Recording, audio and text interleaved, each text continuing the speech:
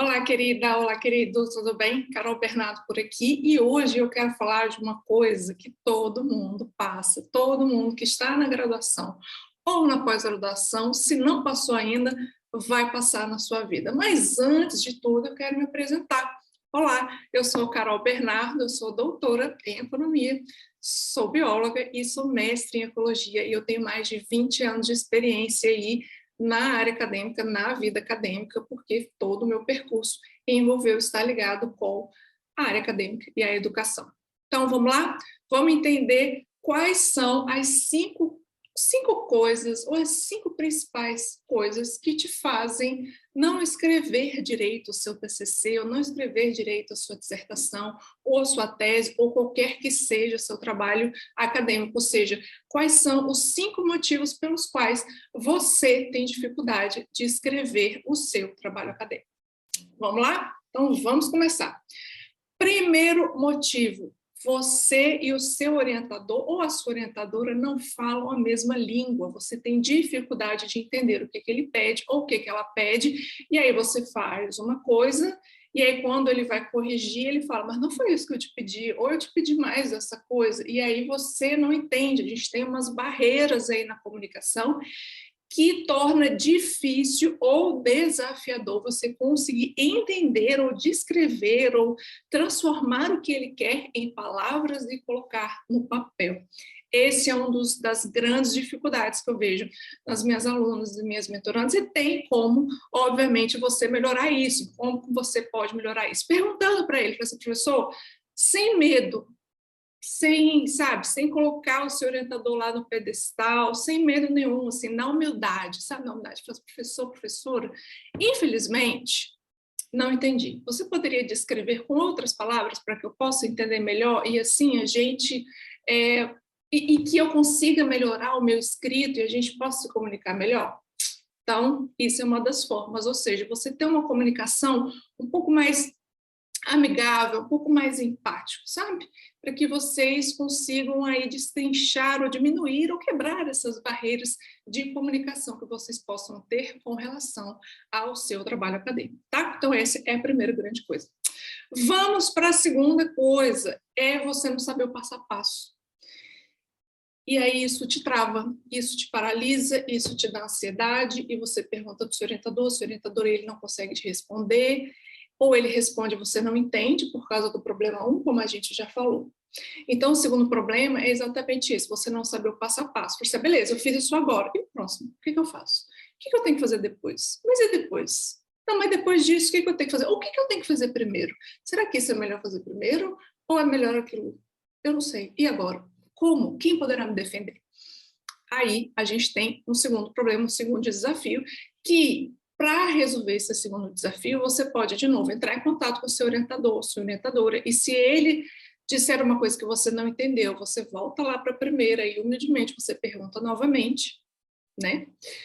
A segunda coisa é você pode entrar em contato com alunos ou alunas desse orientador, né, de mestrado, de TCC ou de doutorado, e perguntar para eles, para esses alunos, assim, olha só, vem cá, eu estou tendo essa dificuldade, ele me passou isso, esse passo a passo, eu não estou entendendo, quer dizer, ele não me passou o passo a passo, e eu preciso fazer tal coisa, mas eu não sei o que fazer depois, ou o que priorizar, qual que é melhor, né?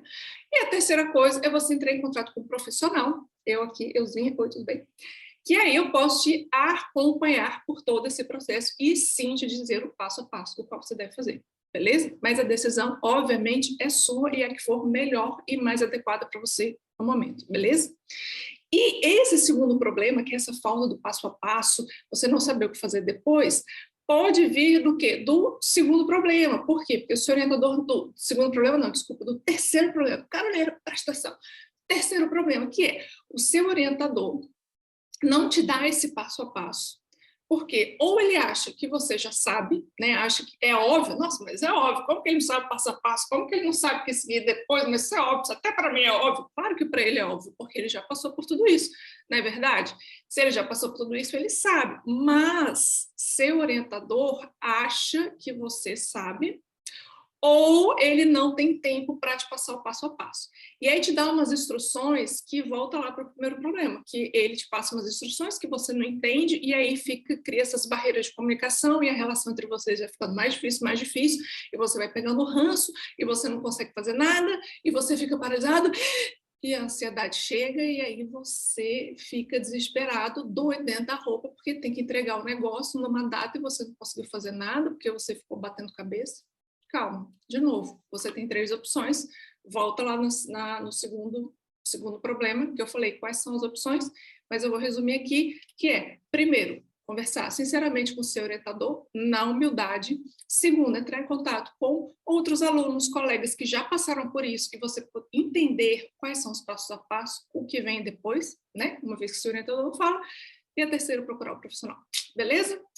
O quarto problema, o quarto desafio, a quarta dificuldade que você tem na hora de você escrever o seu trabalho acadêmico é a falta de organização das suas tarefas lá ao longo do dia de 24 horas, o que muita gente chama de gestão de tempo. Mas eu deixo de falar para você, não é gestão de tempo, é gestão de tarefas no tempo, porque todos nós temos 24 horas no dia. E aí você fala, como que algumas pessoas conseguem e outras não, Carol? Porque tem algumas pessoas que conseguem se organizar melhor, que às vezes já tem esse dom, né? E tem pessoas que não conseguem se organizar tão bem.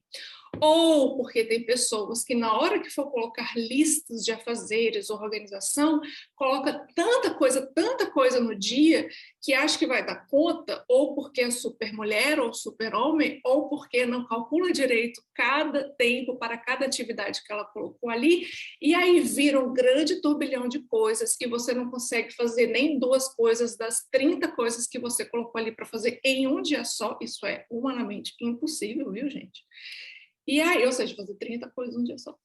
E aí você não consegue fazer nem essas 2 coisas, e você fica frustrado, e no dia seguinte você fala, porra, não adianta mais fazer essa lista, porque essa lista não está funcionando, eu não consigo fazer nada mesmo, não vou fazer mais. E aí você procrastina e vem todo aquele problema. Então, você precisa aprender a gerir as suas tarefas ao longo do tempo que você tem. Mas, para isso, você precisa conhecer o tempo que você tem ou as atividades que você faz ao longo do dia. Então, um bom exercício é isso que eu vou te dar aqui. Mapear o que você faz ao longo do dia e o tempo que você demora para fazer cada coisa durante uma semana. E isso, ou seja, anotar numa planilha, anotar no caderno, anotar até os deslocamentos, a hora que você vai fazer cocô, a hora que você vai fazer xixi, a hora que você vai dormir, a hora que você levanta, quanto tempo você fica em redes sociais, tudo isso vai te dar, claro, uma visão clara, são dados, a gente tem que confiar em dados, então, dar uma visão clara dos dados ali em que você sabe para onde está indo o seu tempo. Só depois de saber para onde está indo o seu tempo é que você consegue falar assim, aqui eu posso tirar, aqui eu posso editar, aqui eu posso criar uma janela e nessa janela eu vou estudar, nessa janela eu vou fazer tal coisa para o meu trabalho acadêmico. Beleza? Então, hashtag aí, fica a dica de você acompanhar uma semana aí e fazer, anotar tudo o que você faz e todo o tempo que você faz e analisar a partir desses dados aonde você pode mexer e aonde você pode criar tempos nessas 24 horas que todos nós temos. Combinado? E a quinta coisa, gente, é você não consegue estruturar a sua dissertação, o seu TCC ou a sua tese. Sabe por quê? Sabe por que você não consegue estruturar? Porque você começa a estruturar do lugar errado. Você começa a estruturar pela introdução e, na verdade, chega para bem. E, na verdade, você tem que começar a estruturar por onde? Pelos seus objetivos e pelos seus métodos. É a partir daí que o seu trabalho acadêmico é criado, é a partir dos objetivos. Então, quais são os seus objetivos? Ou qual é o seu objetivo, e a partir desse objetivo, quais são os seus objetivos específicos.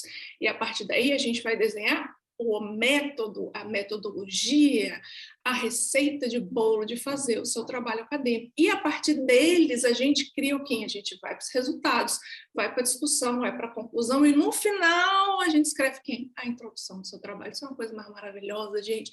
Depois que eu descobri isso, tudo mudou na minha vida. Tudo ficou mais simples para a gente não ter que ficar. O que eu boto na introdução? O que eu não boto? Ué, você já sabe, você vai ter que chegar a um determinado objetivo e vai ter que mostrar para o seu leitor que você vai falar sobre aqueles resultados, sobre aquela discussão.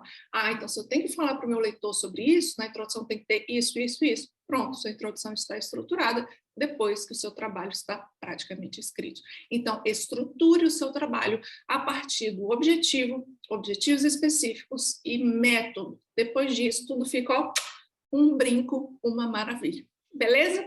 Se você gostou dessas dicas, dá um like, compartilhe para a galera. Se você quer receber mais informações sobre vídeos, aperta no sininho, porque toda vez que tiver um vídeo novo aqui no canal, você vai ser avisado pelo seu e-mail. E, mais ainda, se você quer saber coisas que nunca te contaram sobre a vida da pós-graduação, aqui embaixo eu disponibilizei o link para você baixar gratuitamente um e-book que eu escrevi sobre coisas que não te contaram sobre a pós-graduação, e esse e-book é gratuito, maravilhosamente gratuito, é dividido em 4 etapas em que eu falo sobre você, sobre saúde mental, que a gente esquece de cuidar da nossa cabecinha, e é a coisa mais importante dessa vida.